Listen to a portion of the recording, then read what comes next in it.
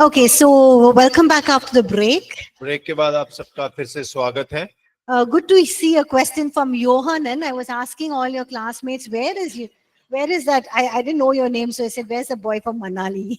और देखिए मुझे नाम नहीं पता था, इसीलिए हम पूछ रहे थे कि वो मनाली का लड़का कहाँ है। So good to see your question, Johanan. और आपने प्रश्न किया, इसके लिए बहुत अच्छी बात है।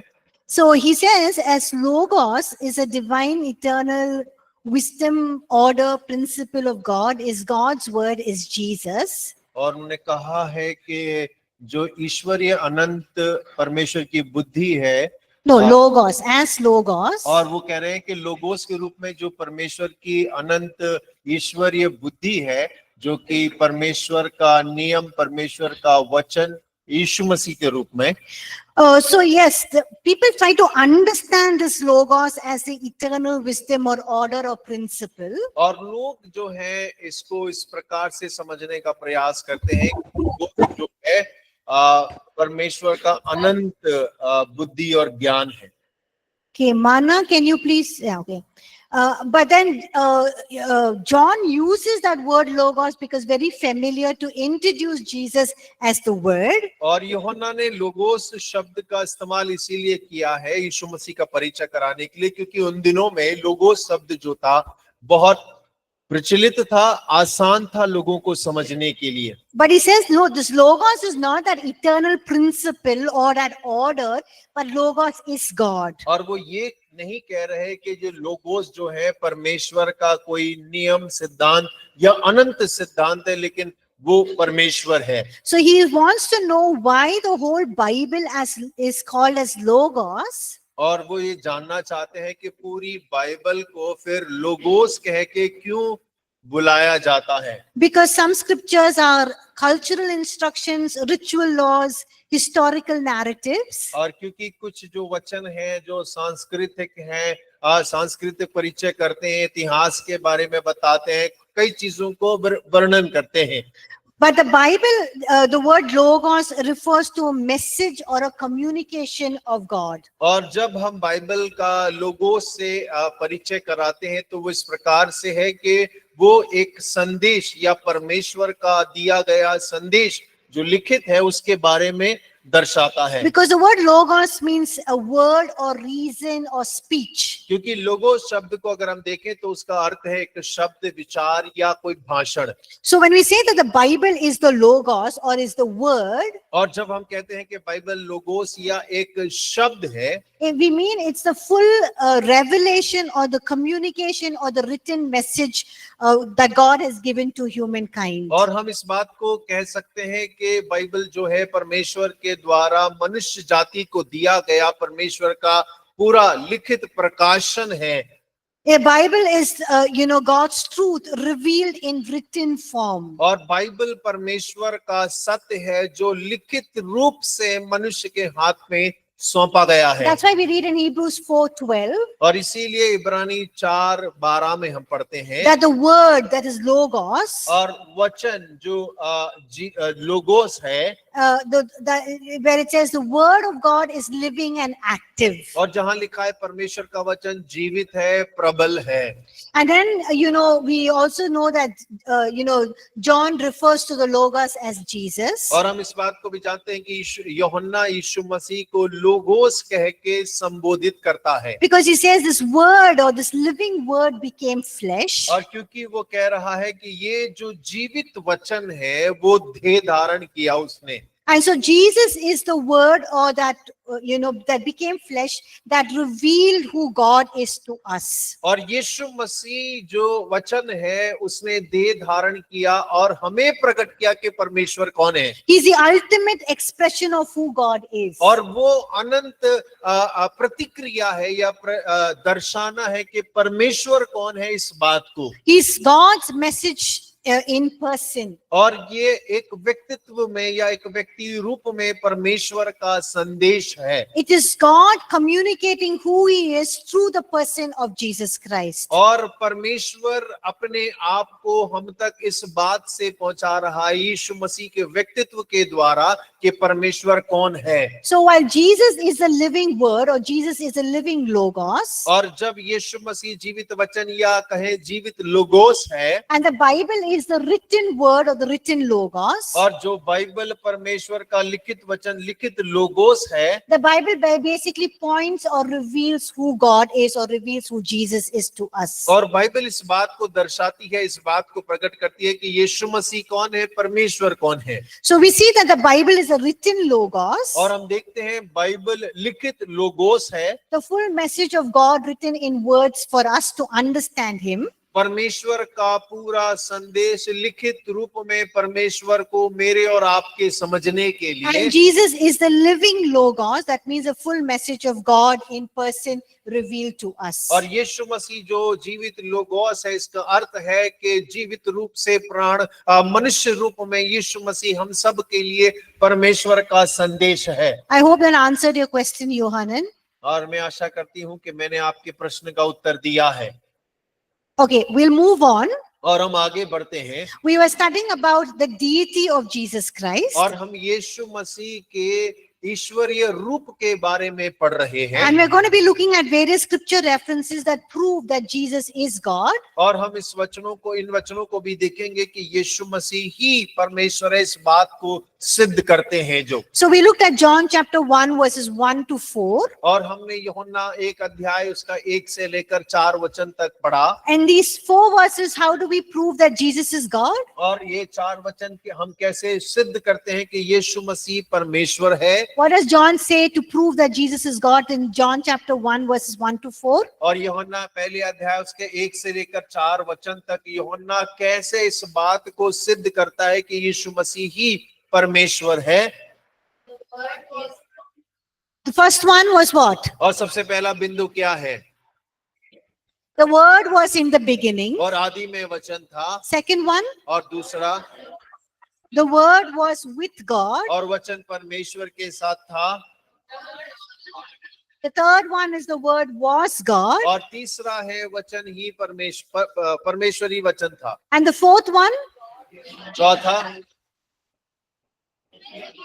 in him was life. उसमें जीवन था। Now when you look at this word life in the New Testament, और जब आप नए नियम में जीवन शब्द को देखते हैं, in some places the Greek word for life is zoe. और देखिए कुछ स्थानों पर यूनानी शब्द जोए शब्द का उपयोग किया गया है। Now Greek is a very rich language. और देखिए जो यूनानी भाषा है वो बड़ी संपन्न भाषा है। So for words like love and for peace and for life, it has more than one word compared to English. और अंग्रेजी की तुलना में अगर हम प्रेम शब्द देखें, यदि हम शांति शब्द देखें या हम जीवन शब्द देखें, यूनानी भाषा में उसमें बहुत सारे अर्थ और शब्द मौजूद होते हैं। So there are different words for these words like life and love, which means different things in different contexts in the New Testament. और जीवन और प्रेम के अंदर में नए नियम के अंदर जब यूनानी शब्दों का इस्तेमाल किया गया है, हर एक अलग संदर्भ में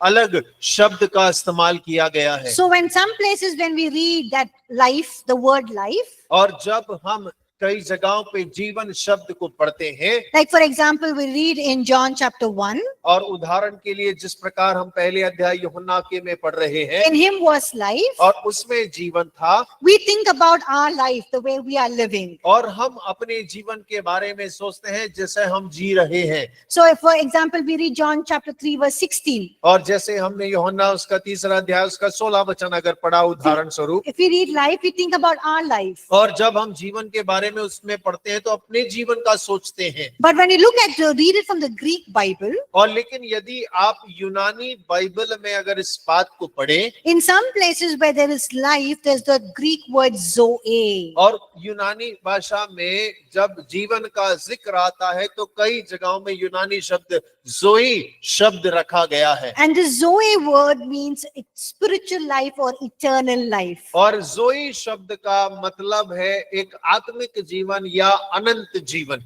So when you read in some places, you'll understand, oh, this is not just life that the writer is talking about our life, but it's talking about spiritual life or eternal life. और जब कई बार हम इस बात को पढ़ते हैं, Bible के अंदर वचनों को पढ़ते हैं, तो आप इस बात को समझ सकते हैं कि वो हमारे जीवन के बारे में नहीं, लेकिन एक अनंत जीवन के बारे में बात कर रही It's है। talking about the eternal life that comes from God through faith in Jesus Christ. और ये अनंत जीवन के बारे में जो यीशु मसीह पर विश्वास करने के द्वारा हमें अनुग्रह से प्राप्त होता है, उसके बारे में बात करता है। And so when you read that whole verse with that word Zoe, then it gives you a different meaning about that whole verse. और देखिए, जब हम पूरे उस शब्द जोए शब्द को पढ़ते हैं, तो वो एक अलग ही मायने होते हैं, एक अलग अर्थ होता है। So John is saying in him was life. और यूहन्ना कहता है कि उसमें जीवन था। So what is the meaning of in him was life? और इसका मतलब क्या है कि उसमें जीवन था? Look at John chapter 5 verse 26. We can get more understanding about this when we look at John chapter 5 verse 26. और जब हम यूहन्ना 5 अध्याय उसका 26 वचन को पढ़ते हैं, तो यह इस बात पर और प्रकाश डालता है कि वो क्या है। We can understand more about this Zoe life which John is writing about, which Jesus mentions in John chapter 5 verse 26. और देखिए, जोए शब्द के बारे में, जोए जीवन के बारे में हम और ज्यादा सीख सकते हैं, जो यूहन्ना यीशु मसीह के बारे में कह रहा है, जो कि यूहन्ना 5 अध्याय 26वें वचन में So लिखा what does है। it say there? और वहां पर क्या लिखा हुआ है? For as the Father has life. और वहां लिखा है, जैसा पिता अपने में जीवन रखता है। It's not meaning life that we are living, like kind of life we are living. और ये हम जो जी रहे हैं उस जीवन के बारे में नहीं है। It's talking about for as the Father has Zoe in himself. और वो कह रहा है कि पिता अपने आप में जोए रखता है। That means the eternal life, the God kind of life. और एक अनंत जीवन परमेश्वर के प्रकार का जीवन। So he has granted whom? और वैसा उसने किसको दिया है? He has granted the Son. और उसने पुत्र को दिया है। क्या दिया है? What is he given the Son? और पुत्र को क्या दिया है? Yes, he has given him Zoe. और उसने पुत्र को जोए दिया है। So the life that God has in himself, और वो जीवन जो परमेश्वर के स्वयं अंदर है, it's a self-existent life. और वो अपने आप में जीवित रहने वाला जीवन है। Why do we say it's a self-existent life? और हम क्यों कहते हैं कि वो स्वयं जीवित रहने वाला जीवन है? Because God is not, dependent on anything for his existence. और क्योंकि परमेश्वर अपने अस्तित्व के लिए, अपने जीने के लिए किसी दूसरे पर निर्भर नहीं है, इसीलिए हम इस बात को कहते हैं। Are you and I dependent on things for our existence? क्या मैं और आप जीवित रहने के लिए कुछ बातों पर निर्भर हैं? Yes, किसी what are पर the निर्भर है? things? कौन सी चीजें हैं? Huh? Food, yes. खाना। Yes, we need oxygen, right? If we और- don't have the right kind of atmosphere, then we will die. और देखिए, जो ऑक्सीजन है वो हमें बहुत जरूरी है। अगर सही प्रकार का वातावरण नहीं हुआ तो हम सब दम घुटने से मर जाएंगे। Yes. So we are not self-existent, but we are dependent on things like food, water, the correct environment, temperature for our existence. और देखिए, हम स्वयं अपने आप में जीवित नहीं रह सकते हैं। हम अपने वातावरण पे, भोजन पे, ऑक्सीजन पर, इन सब पर निर्भर हैं कि हम जीवित रहें। But God is self-existent. लेकिन परमेश्वर अपने आप में स्वयं निर्भर है। That means he's not dependent on any outside source for his और existence. इसका मतलब ये है कि उसे जीवित रहने के लिए अपने आसपास की किसी भी चीज की आवश्यकता नहीं है। So when we say that God has Zoe in himself, we're saying that he has a self-existent, self-sustaining.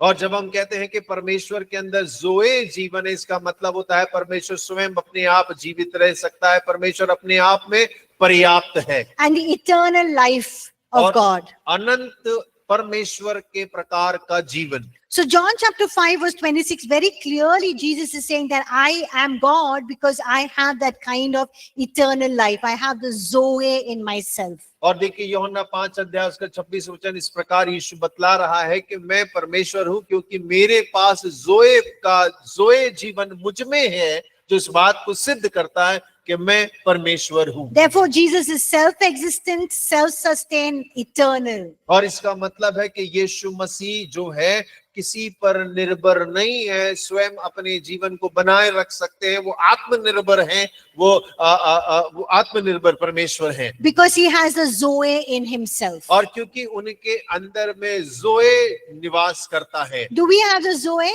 क्या हमारे पास जोए जीवन है? Yes, we have the eternal life. We have a foretaste of it, but we will experience the full eternal life when we, but we don't have the kind of Zoe life that is in God. और देखिए जो जोए जरूर हमारे पास में है, अभी एक हमने थोड़ा टुकड़ा चखा है, लेकिन जब हम मरकर स्वर्ग जाएंगे, परमेश्वर के पास जाएंगे, तब अनंत जीवन का हम लाभ उठाएंगे। लेकिन परमेश्वर के पास जो जोए जीवन है वो हमारे अंदर में नहीं है। So we see that Jesus does not have this Zoe. In fact, he is Zoe. और हम इस बात को कह सकते हैं कि यीशु मसीह में जोए जीवन नहीं, लेकिन वो स्वयं जोए जीवन है। How do we know that Jesus himself is the Zoe? और हम कैसे जानते हैं कि यीशु मसीह स्वयं जोए है?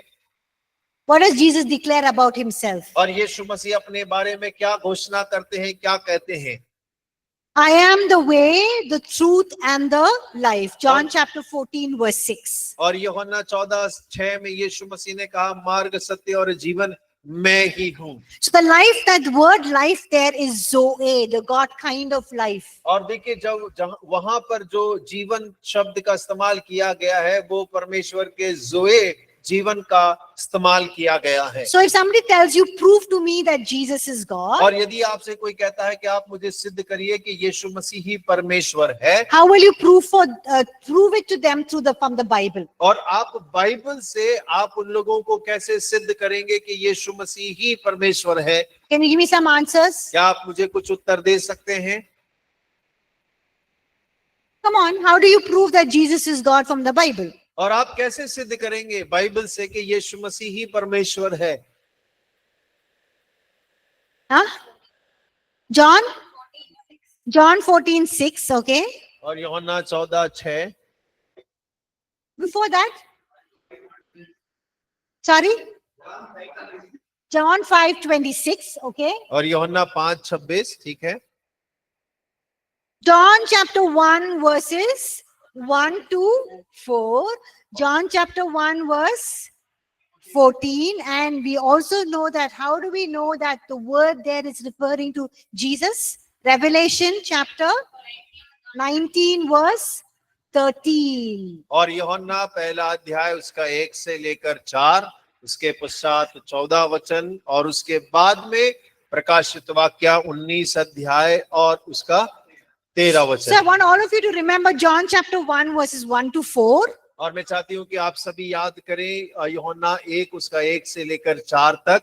Then John chapter 1 verse 14. और यूहन्ना 1 उसका 14 वचन। How can you prove that the word there is referring to Jesus? Revelation chapter 19 verse 13. और आप कैसे सिद्ध करेंगे जो वचन का वहां इस्तेमाल किया गया है वो यीशु मसीह को दर्शाता है? तो उसके लिए प्रकाशित वाक्य 19 अध्याय उसका 13 वचन हम बोलेंगे। How can we say that Jesus has the life of God in him? John chapter 5 verse 26. और हम कैसे कह पाएंगे कि यीशु मसीह जो जीवन उसमें है वो परमेश्वर का जोए जीवन को दर्शाता है? यूहन्ना 5 अध्याय उसका 26 वचन हम बोल सकते हैं। And we also know how we can prove from John chapter 1 verses 1 to 4 that Jesus is God. और हम कैसे सिद्ध कर सकते हैं? एक यूहन्ना 1 उसका 1 से लेकर 4 वचन तक यीशु ही परमेश्वर है। We saw that the word was in the beginning. के आदि में वचन था, The word was God, और with God. वचन परमेश्वर के साथ था The Word was God, और वचन परमेश्वर था and in Him was life. और उसमें जीवन था।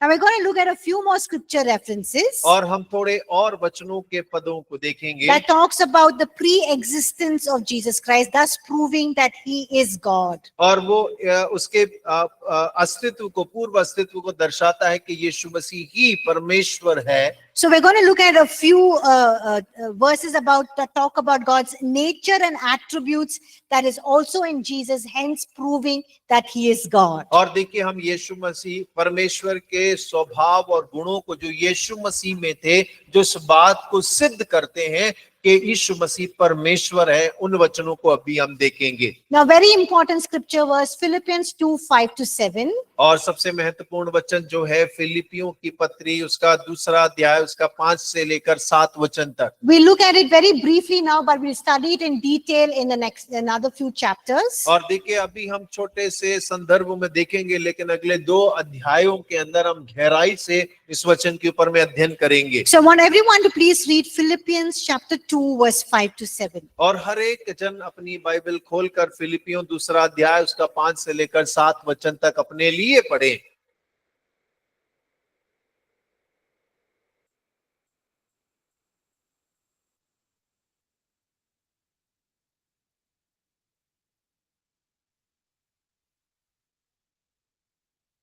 Philippians 2:5-7.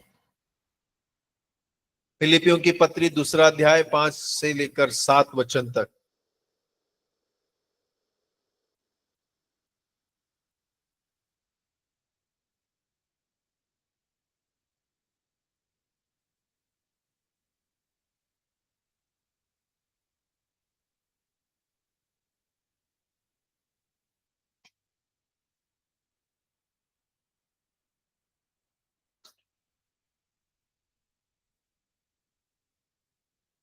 Finished? So there are very few important facts that this passage presents concerning the pre-existence of Jesus Christ. और इस अनुच्छेद में मसीह के पूर्व अस्तित्व के संबंध में प्रस्तुत किए गए महत्वपूर्ण तथ्यों पर हम ध्यान देंगे। So what is the first thing he says about Jesus Christ that proves that he is God? और सबसे पहली बात वो कौन सी कहते हैं जो इस बात को सिद्ध करता है कि यीशु मसीह परमेश्वर है? Look at Philippians 2:5-7. Tell me the first thing. और सबसे पहली बात मुझे बताइए, जब आप फिलिपी दूसरा अध्याय 5 से 7 में पढ़ते हैं, तो वो कौन सी पहली बात है जो सिद्ध करती है?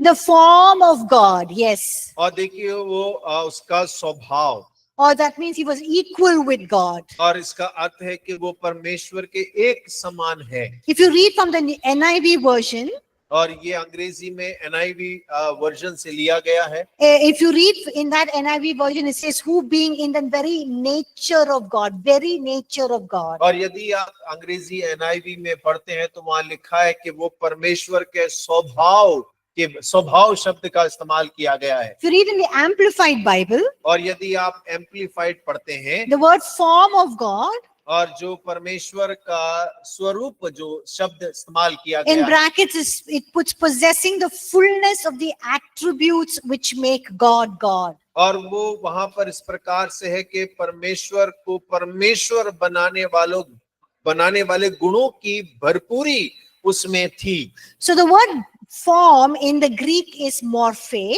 और देखिए, जो स्वरूप शब्द है यूनानी भाषा में उसे मॉर्फी कहा जाता है। It's basically talking about the nature of God. और जो कि आधारभूत तरीके से परमेश्वर के स्वभाव के बारे में बात करता है। Form of God does not mean just an outward appearance of God. और देखिए, जब स्वरूप की बात करते हैं परमेश्वर के बारे में, तो परमेश्वर बाहर से किस प्रकार दिखाई देता है उस बारे में बात नहीं करते। It's talking about the very nature of God. और वो परमेश्वर के स्वभाव के बारे में बात करता है। We all have a form of a human being. That's why we can say you and I are human beings. और देखिए, हम सब का स्वरूप जो है मनुष्य के समान है, इसीलिए हम एक दूसरे को कह सकते हैं कि हम मनुष्य हैं। Jesus just did not have a form of God, but he had the very nature that made God God. और देखिए, यीशु मसीह के पास में परमेश्वर का केवल स्वरूप ही नहीं, लेकिन उसका स्वभाव भी था, वो स्वभाव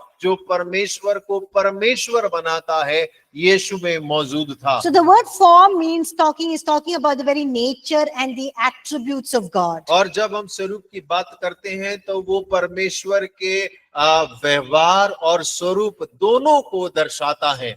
So this verse is saying that Jesus eternally existed as God. और ये यीशु मसीह जो अनंत काल के लिए उपस्थित है परमेश्वर के रूप में। He was also equal with God the Father because he is God himself. और देखिए वो पिता परमेश्वर के समान था क्योंकि वो स्वयं भी परमेश्वर था। And he had the whole divine qualities which make God God. और देखिए यीशु मसीह के पास में ईश्वरीय गुणों की भरपूरी थी जो परमेश्वर को परमेश्वर बनाती है। So this proves his pre-existence. और वो ये जो है इस बात को स्पष्ट कहती है कि यीशु मसीह पूर्व अस्तित्व में थे।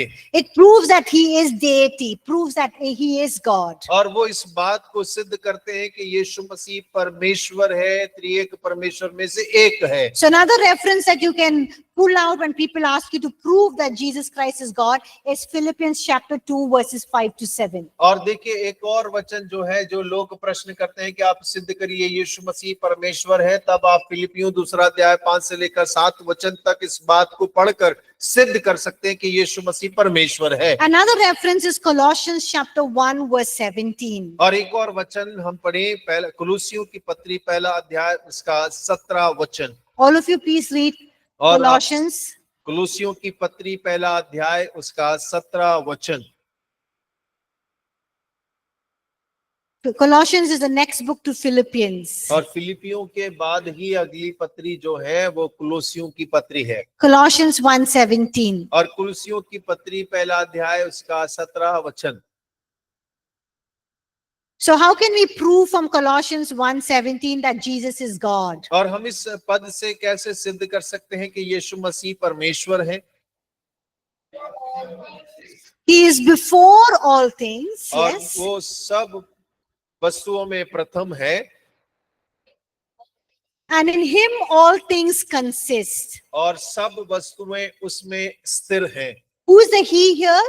और वो कौन है यहाँ? Jesus. It's in English, if you look at it's a capital H. अगर अंग्रेजी में देखेंगे तो कैपिटल एच लिखा है।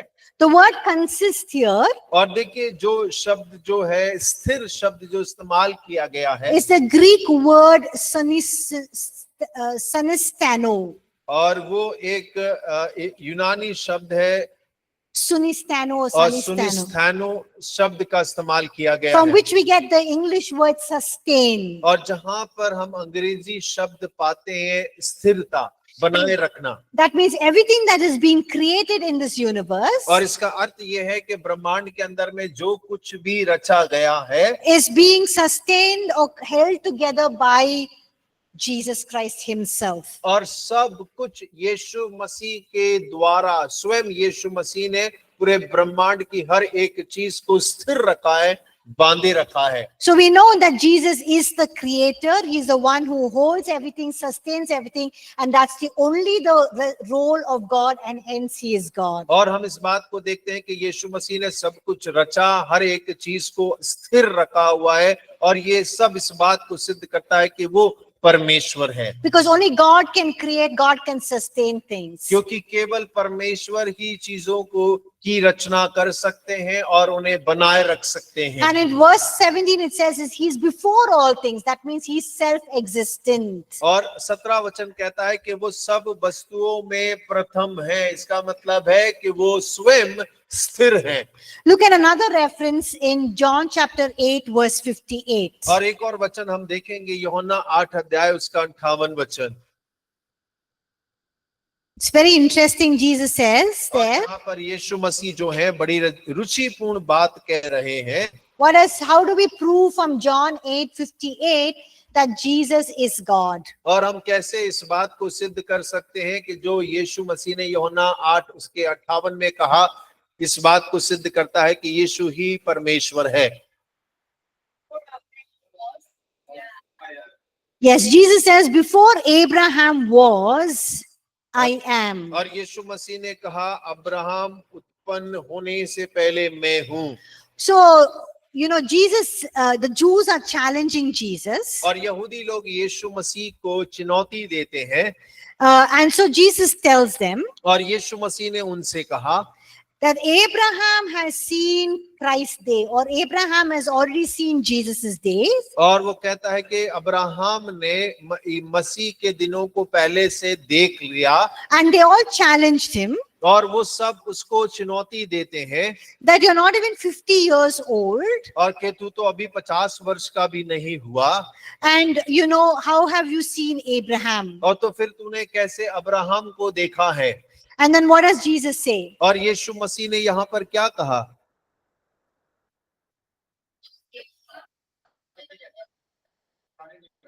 Okay. Yes, so Jesus is saying before Abraham was, और देखिए यीशु मसीह यहाँ कहते हैं कि इससे पहले अब्राहम उत्पन्न होता, he's saying I am. और वो कहता है मैं हूँ। He does not say before Abraham was, I was. और देखिए उसने ऐसा नहीं कहा कि अब्राहम के पश्चात मैं हुआ। That means it means that he was born at a certain period of time. और इसका मतलब ये होता कि यीशु मसीह उस समय काल के अंदर में पैदा हुए थे। But he makes a very strong statement. और लेकिन यहाँ पर उनका कथन जो है बड़ा मजबूत कथन है। He says, truly, truly, I say to you. और वो कहता है सच सच मैं कहता हूँ। Before Abraham was, I am. और अब्राहम से पहले मैं था, मैं हूँ। Why does he say these words, I am? और ये मैं हूँ शब्द का अर्थ क्या है? Here no beginning, okay? Why does he use that words, I am? और उसका कोई आरंभ नहीं, उसने क्यों इस्तेमाल किया मैं हूँ?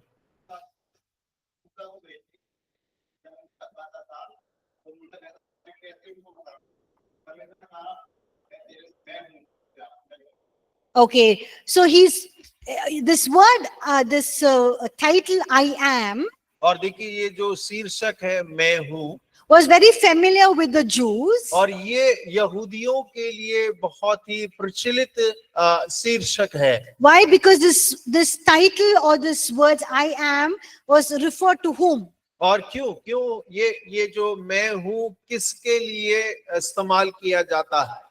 Yes, to Yahweh, to God of the Old Testament. और यहोवा पुराने नियम के परमेश्वर के लिए ये इस्तेमाल किया जाता था। So the Jews or the Israelites knew God as his name was as I am. और देखिए यहूदी लोग जो हैं वो परमेश्वर को मैं हूँ कह के पहचानते थे। And God is revealing himself to Abraham, to Moses. और परमेश्वर ने जब अपने आप को मूसा के सामने प्रकट किया as his name as I am. और उसने अपना नाम दिया मैं हूँ। In Exodus chapter 3. और निर्गमन उसके 3 अध्याय के अंदर में। Where is Moses now in Exodus chapter 3? और निर्गमन 3 अध्याय में मूसा कहाँ पर है? In front of what? और किसके सामने है मूसा? Huh? He's in front of the burning bush. और वो जलती हुई झाड़ी के सामने है, which was not burning. और जो कि भस्म नहीं हो रही। And God tells him, Moses, I want you to go to Egypt. और परमेश्वर कहते हैं मूसा मैं चाहता हूँ कि तुम मिस्र में जा। And what do you want? What does God want him to do? और परमेश्वर क्या कहते हैं, क्या चाहते हैं कि वो क्या करे? क्यों इजिप्ट जाए? क्यों? Why does he want him to go to Egypt? और क्यों परमेश्वर मिस्र उसको भेजना चाहते हैं? क्या चाहते हैं वो करे जाकर वहां? हाँ, हॉलीडे के लिए, छुट्टी के लिए, छुट्टी मनाने के लिए। Why does he send him to Egypt? और मिस्र में मूसा को क्यों भेजा? छुट्टियां मनाने के लिए?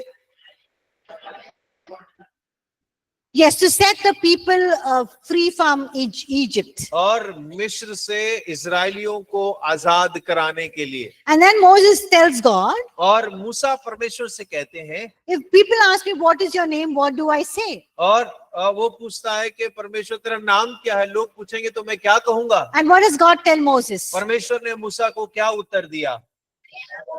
I am who I am. मैं हूँ सो मैं हूँ। So Jesus is saying that I am. He's और- using the title for God. और यीशु मसीह यहाँ पर मैं हूँ शब्द जो परमेश्वर के लिए इस्तेमाल किया गया वो इस्तेमाल करते हैं। By God saying that I am who I am, He's saying that I am the eternal self-existing one. और जब परमेश्वर ने कहा मैं हूँ जो सो मैं हूँ, तब परमेश्वर कह रहा है कि मैं अनंत काल के लिए अपने आप में जीवन रखने वाला परमेश्वर हूँ। So when God was revealing Himself to Moses as I am, He's saying, I have no beginning, I have no end, I'm eternal, self-existent one. और देखिए जब परमेश्वर ने मूसा को दर्शन देकर इस बात को कहा मैं हूँ, तो परमेश्वर यहाँ कह रहा है मेरा कोई आरंभ नहीं, कोई अंत नहीं, मैं स्वयं में जीवन रखने वाला परमेश्वर हूँ। So when Jesus is saying before Abraham was I am, what is He trying to tell the Jews? और जब यीशु मसीह कहते हैं कि मैं अब्राहम से पहले हूँ, तो यीशु मसीह यहूदियों को क्या कहने का प्रयास कर रहे हैं? क्या कहने का प्रयास कर रहे हैं?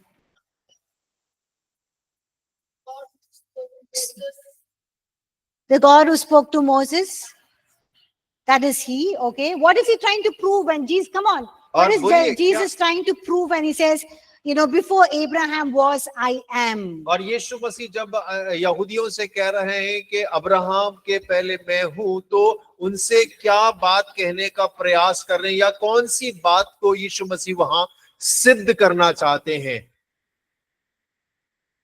That He is God, yes. कि वो परमेश्वर है, That He Himself is God. कि यीशु मसीह स्वयं परमेश्वर है। And so when Jews understood, when He said before Abraham was I am, और देखिए जब ये यहूदियों से कहते हैं कि अब्राहम के पहले मैं हूँ, the Jews very clearly knew, they did not have any doubts, they knew that Jesus was trying to say, I am God. और देखिए यहूदी इस बात को बहुत जल्दी से आसानी से समझ गए कि यीशु मसीह ये कहने का प्रयास कर रहा है कि मैं परमेश्वर हूँ, Or I am equal to God the Father, or I am equal to Yahweh. और या मैं परमेश्वर पिता या मैं यहोवा के समान हूँ। And what did the people do? और लोगों ने क्या किया? They took stones to stone Him. और लोगों ने पत्थर उठा लिया ताकि यीशु पर पथराव किया जा सके, Because He was proving Himself to be equal with God, or proving Himself to be God Himself. और क्योंकि यीशु मसीह वहां पर अपने आप को परमेश्वर के समान या परमेश्वर कहकर सिद्ध करने का प्रयास कर रहा है। So John 8:58 very clearly Jesus is saying, I am God. और देखिए यूहन्ना 8:58 में यीशु मसीह, यूहन्ना स्पष्ट कह रहा है कि यीशु मसीह इस बात को कहते हैं कि मैं परमेश्वर हूँ। Or Jesus Himself is proving that He is God. और यीशु मसीह स्वयं इस बात को सिद्ध कर रहे हैं कि वो परमेश्वर है। So we look at another scripture verse. और हम एक और वचन के भाग को देखेंगे। 1 Corinthians chapter 10 verses 1 to 4. और पहला कुरिन्थियों 10 अध्याय उसका 1 से लेकर 4 वचन तक। So everyone can read it quietly by yourselves, please. 1 और- Corinthians chapter 10 verses 1 to 4. और सभी लोग शांतिपूर्ण पहला कुरिन्थियों 10 अध्याय उसका 1 से लेकर 4 अपने लिए पढ़ लें।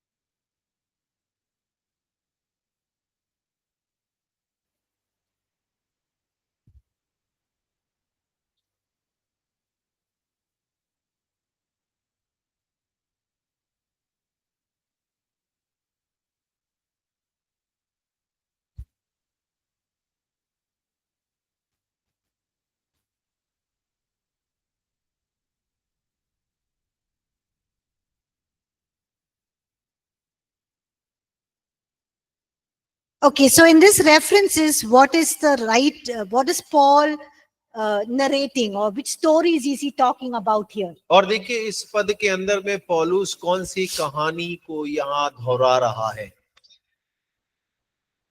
Huh? कौन सी कहानी पौलुस कौन? यहाँ बोल रहे हैं? the Israelites in the wilderness. God leading the Israelites out of Egypt in the desert, और yes. परमेश्वर इजरायलियों को मिस्र से बाहर ले आते हैं, अगुवाई करते हैं। And what are the things that God does for them? और उनके लिए परमेश्वर क्या कार्य करते हैं? Look at your Bibles, 1 Corinthians 10, 1 to 4. What are the things God does for them? और पहला कुरिन्थियों 10, 1 से 4 में लिखा हुआ है। देखिए, बताइए पढ़ करके परमेश्वर उनके लिए क्या क्या कर रहे हैं। Please जवाब दीजिए. जवाब दीजिए, परमेश्वर ने क्या क्या किया उनके लिए। He gave them food, okay? उनको भोजन मिला He gave them water from the rock. और चट्टान से पानी पिलाया। What else did God do for them? और परमेश्वर ने उनके लिए और क्या किया? Okay, the Red Sea, He made a way for them to the Red Sea, parted the waters for them. और लाल समुद्र को दो भाग कर कर उनके लिए रास्ता निकाला। और Yes, a cloud by day to protect them from the heat and a pillar of fire by night to give them light when they're walking in the darkness. और जब वो चल रहे थे तो दिन में बादल का खंबा ताकि धूप की रोशनी से परेशान ना हो, और रात्रि में आग का खंबा ताकि उन्हें प्रकाश मिल सके। He also fed them food from heaven और स्वर्ग के भोजन से भी उन्हें खिलाया। and He provided them water from the rock. और परमेश्वर ने चट्टान से उनको पीने के लिए पानी भी दिया। And what does Paul say here? और पौलुस यहाँ क्या कह रहा है? Huh? The rock was Christ. और चट्टान मसीह था। That means what? इसका मतलब क्या है? Yes, when Jesus Himself was with the people as they went journey from Egypt, the wilderness to the promised land. और जैसे मिस्री लोग मिस्र से निकलकर, इजराइली लोग मिस्र से निकलकर जब यात्रा को कर रहे थे, यीशु मसीह उनके संग संग चल रहा था। That means it proves that Jesus is pre-existence. He was there even before He was born here on this earth in Bethlehem. और देखिए, वो इस बात को सिद्ध करता है यीशु मसीह के पूर्व अस्तित्व के बारे में, और इस बात को सिद्ध करता है कि यीशु मसीह यरूशलेम में जन्म लेने से पहले, बैतलहम में जन्म लेने से पहले ही मौजूद था इजरायलियों के So His साथ। birth into this world was not the beginning. और इस संसार के अंदर में उसका जन्म जो है वो आरंभिक नहीं है। It was just His incarnation. That means God becoming man. और वो केवल एक मनुष्य का रूप धारण करना है कि परमेश्वर एक मनुष्य के रूप में आ गया, वो घटना है। But He was always pre-existent. और लेकिन यीशु मसीह पूर्व से अस्तित्व में है। There was never a time when He was not, and there will never be a time when He will cease to exist. और देखिए, कोई ऐसा समय नहीं था जब यीशु मसीह नहीं थे, और ऐसा ना समय होगा कि जब वो ना रहे, Because He is God. क्योंकि वो परमेश्वर है। Now we look at two more references in this chapter. और इस अध्याय में हम दो और वचनों को देखेंगे। Micah chapter 5 verse 2. It's in your notes. और आपके नोट्स में लिखा है मीका 5 अध्याय उसका दूसरा वचन। So everyone please read that please. और आप सभी उसको पढ़ सकते हैं।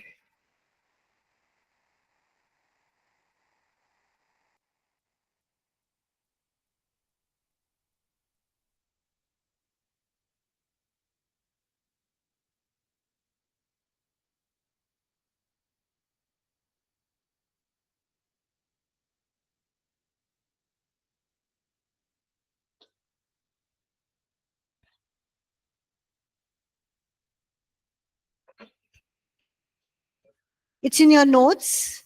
और आपके नोट्स में लिखा Some है of ये। you will be finding Micah is not in the New Testament. और It's in the Old Testament. Mika जो है वो नए नियम में कहीं नहीं मिलेगा, पुराने नियम की पुस्तक है। आपका नोट्स में है, आप पढ़ लीजिए। इसमें लिखा हुआ है, वचन भी लिखा है। So what does this verse reveal about the pre-existence of Jesus Christ? और यीशु मसीह के पूर्व अस्तित्व के बारे में ये वचन क्या बात को प्रकट करता है? Come on. बोलिए। From of old, from everlasting. Yes, his goings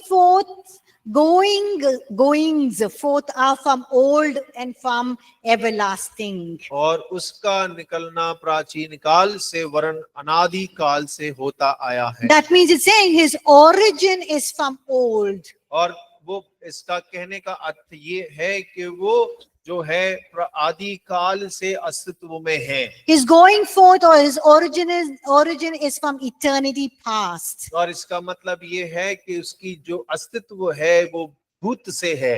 So that means it's saying that Jesus always existed और अर्थ ये है कि यीशु मसीह हर समय मौजूद थे in eternity past, और अनादि काल से, and hence he is pre-existence, और उसका जो अपूर्व अस्तित्व है and hence he is God. और वो परमेश्वर है, इस बात को सिद्ध करता है। So how do we know that this verse or this prophecy that the prophet Micah says is talking about Jesus Christ? और हम किस प्रकार इस बात को कह सकते हैं कि ये भविष्यवाणी जो मीका कह रहा है ये इस बात को सिद्ध करता है कि यीशु मसीह परमेश्वर है? How do we know? हमें कैसे पता है? Bethlehem, okay. What is famous about Bethlehem? Where Jesus was born, okay. How do we know that? और बैतलहम में यीशु मसीह का जन्म हुआ, हमें कैसे पता? So you show somebody this and you say this is talking about Jesus, his origin is from eternity past, hence he is God.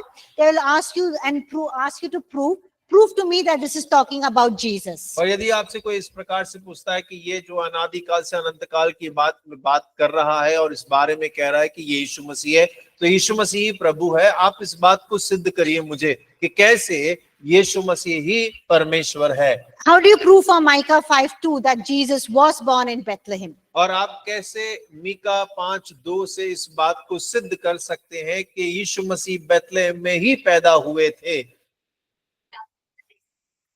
Okay. Sorry? He will rule over Israel. He will rule over Israel. How do you know that? But you, O Bethlehem, though you are little among thousands of Judah, out of you shall come one who is ruler in Israel. How do we prove that this is talking about Jesus? और बैतलहम में प्रात यदि तू वैसा छोटा है कि यहूदा के हजारों में गिनना नहीं जाता, ये वचन जब हम पढ़ते हैं तो कैसे इस बात को सिद्ध कर सकते हैं कि यीशु मसीह ही बैतलहम में पैदा हुए थे? Or how do you prove that this prophet Micah is talking about Jesus? और आप इस बात को कैसे सिद्ध करेंगे कि ये भविष्यवक्ता मीका है वो यीशु मसीह के बारे में भविष्यवाणी कर रहा है? Huh? Yes. Look at Matthew chapter 2 verses 1 to 6. और मत्ती दूसरे अध्याय उसके 1 से लेकर 6 वचन में लिखा हुआ है। In that we read how, Jesus was born in Bethlehem. और वहां इस बात का जिक्र किया गया है किस प्रकार यीशु मसीह का बैतलहम में जन्म हुआ। And we know that the wise men come there. और हम इस बात को देखते हैं कि जो ज्योतिषी हैं वहां पर आते हैं, And they go to King Herod, the palace. और वो राजा हेरोद के पास में जाते हैं And they ask him, where is born the king of the Jews? और वो हेरोदेस से पूछते हैं कि यहूदियों का राजा जिसका जन्म हुआ है वो कहाँ है? And what does Herod do? और हेरोदेस ने क्या किया? He calls all the chief priests and the scribes. और उसने सारे जो ज्योतिषी हैं सभी को बुला भेजा। And they look at all the Old Testament scrolls. और उन सब ने पुराने नियम को खोल कर देखा। And then they look at Micah chapter 5 verse 2. और उसके बाद में जब मीका उसके 5 उसके दूसरे अध्याय में उन्होंने पढ़ा। And they say that this prophet is written. और वो कहते हैं कि इस भविष्यद्वक्ता ने कहा है That the ruler will be born where? और ये जो शासक है उसका जन्म कहाँ होगा? In Bethlehem. बैतलहम में। Was Jesus born in Bethlehem? क्या यीशु का जन्म बैतलहम में हुआ था? Yes, history proves that. So we know that Jesus was born in Bethlehem. और इतिहास इस बात की गवाही देता है कि यीशु मसीह का जन्म जो है बैतलहम में हुआ है। So what prophet is writing in Micah chapter 5 verse 2 is referring to Jesus. और जो भविष्यवक्ता मीका 5:2 में कह रहा है वो यीशु मसीह को दर्शा रहा है। And he's saying that Jesus will be born in Bethlehem. और वो कह रहा है कि यीशु मसीह का जन्म बैतलहम में ही होगा। But his origins are from eternity past. That means from everlasting to everlasting. लेकिन उसका जो अस्तित्व है वो अनादि काल से अनंत काल का है। Did you understand? आप समझ रहे हैं? So what are we trying to prove in chapter 1? और पहले अध्याय में हम किस बात को सिद्ध करने का प्रयास कर रहे हैं? Huh? Jesus is God, okay? और यीशु मसीह परमेश्वर है his deity. और उसके ईश्वर के स्वरूप को, So which part of his deity or yet how do we prove that Jesus is God? और हम कैसे इस बात को सिद्ध कर सकते हैं कि यीशु मसीह ही परमेश्वर है?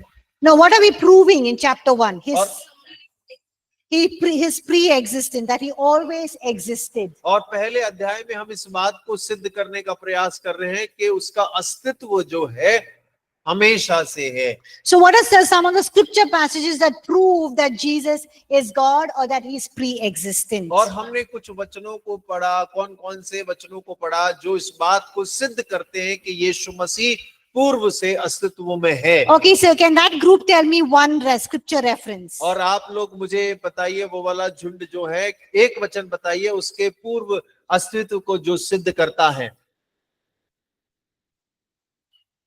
Very good. John chapter 1 verses 1 to 4 and verse 14. और यूहन्ना 1 से 4 और उसका 14 वचन। This group, can you tell me two scripture references? और आप लोग 2 वचन बतलाइए जो इस बात को। Huh? Colossians 1:17, okay? Revelation 19:13 19:13, very good. What? Two references from here. और 2 John 5:26, okay? John chapter, Micah 5:2, okay? That group. आप बताइए। John 8:58, yes, Jesus. What does Jesus say in John 8:58? और 8:58 में यीशु क्या कह रहे हैं? Before Abraham was, I am. और अब्राहम से पहले मैं हूँ। Very good. So we'll stop here and we'll come back after the break and और we'll अब ब्रेक begin लेते हैं chapter और 2. ब्रेक के बाद हम दूसरे अध्याय को देखेंगे।